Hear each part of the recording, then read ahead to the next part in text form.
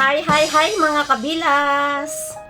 Alam niyo ba na naniniwala ako na ang lahat ay dinadaan talaga sa proseso at hindi ito minamadali lamang. Ito lang ang masasabi ko sa aking mga kapwa content creator na huwag po tayo magmadali sa ating mga kasikatan na kailangan natin gumawa ng isang video na makakapag-viral sa atin kahit napapasama na tayo. Hindi natin kailangan madaliin ang lahat para maging sikat. Kailangan po natin dahan-dahanin at lasapin ang bawat proseso ng ating marating.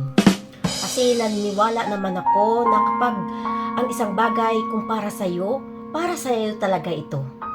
At kahit anumang hadlang ng ibang tao na nakapaligid sa iyo, kung para sa iyo talaga. Tandaan yung mga kabilas na bawat tao ay may kanya-kanyang swerte sa buhay.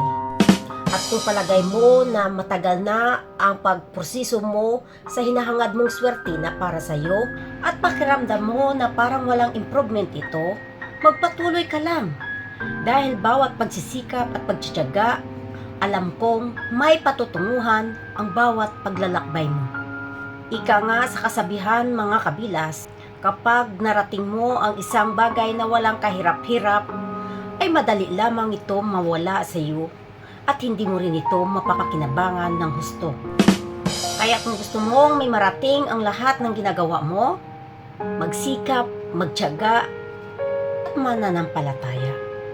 Na kapag dumating man ang panahon na yon, mayroon ka ng lakas ng loob, lakas ng katawan, at lakas ng pananampalataya para harapin ang panibagong hamon ng buhay sa bagong yugto ng iyong kapalaran.